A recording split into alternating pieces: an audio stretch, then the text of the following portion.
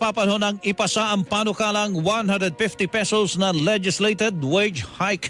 Ayon kay Carlos Oñate, Legislative Officer ng Trade Union Congress of the Philippines o TUCP, yan ang nag-iisang panawagan ng mga grupo ng mga manggagawa sa araw ng paggawa.